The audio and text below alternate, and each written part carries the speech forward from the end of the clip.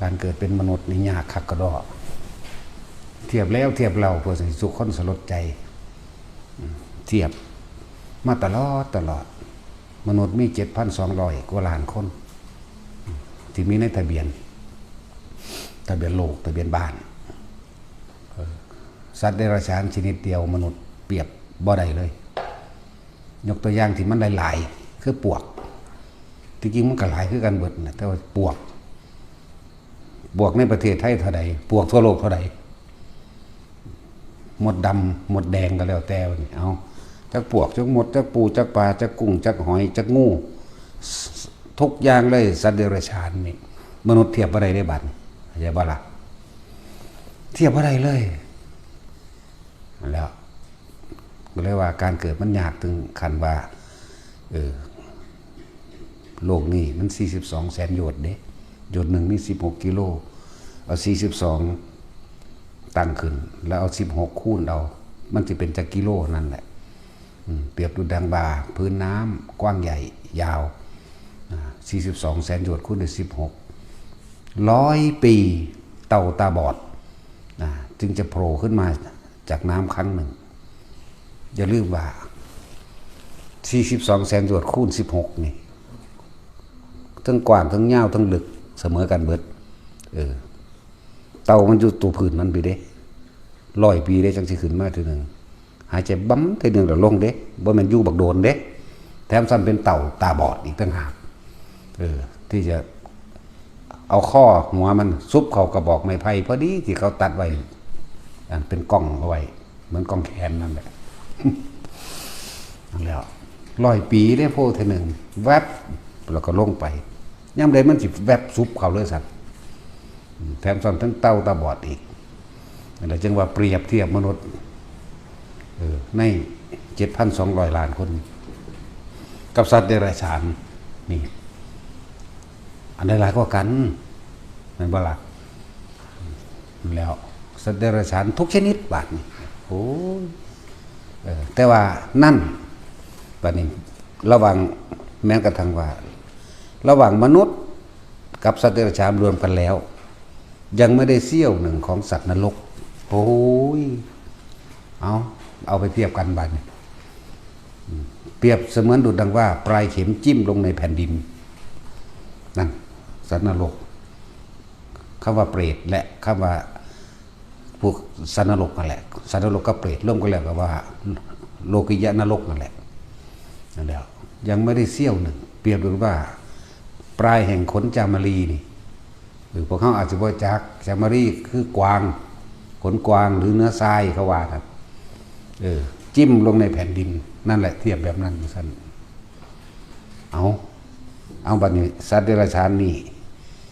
กับสัตว์นรกนั่นมาร่วมกันแล้วเรามนุษย์แค่นี้มันนับได้อยู่นี่เห็นบ่จึงบอกว่าความยากของการเกิดเป็นมนุษย์แต่ว่าสิ่งที่ยากยิ่งกว่าการเกิดเป็นมนุษย์อีกคือพระพุทธเจ้าสิได้อุบัติขึ้นมาแต่ละพระองค์แม่กว่าเพิ่นสิบำเพ็ญเพียรพยายามมาเรื่อยแบบเร็วที่สุดเมื่อได้รับรัฐพยากรแล้ว4 อสงไขยแสนกับเร็วที่สุดได้นี่ก็แปลว่าไม่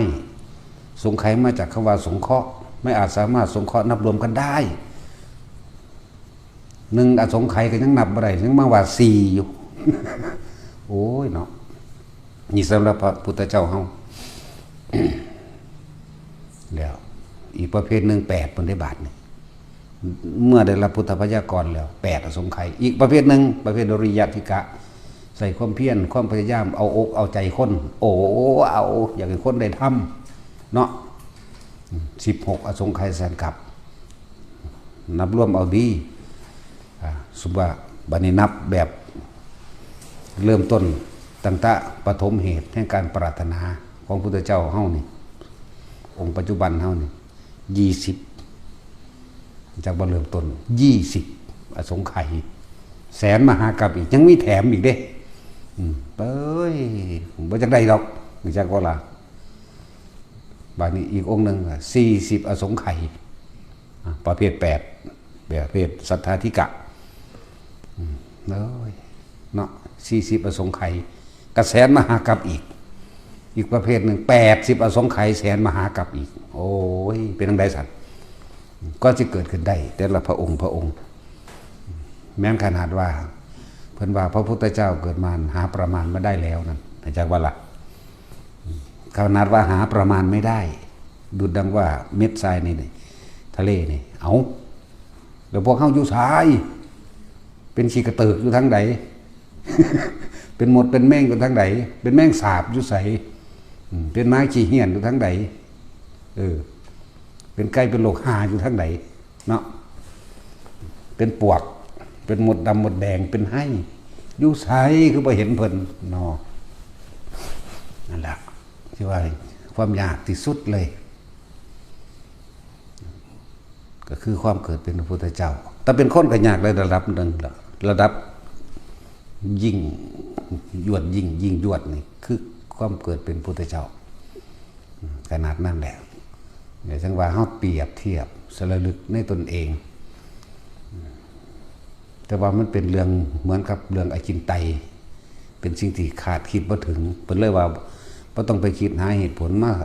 สรุปมันดอกมันเป็นอจินไตยเป็นสิ่งที่บ่ควรคิดเนาะก็ในเมื่อเห็นพระธรรมแล้วก็เอาพระธรรมโดดไปหยังเป็นไงเนาะตอนนี้เป็นคนอยู่นี่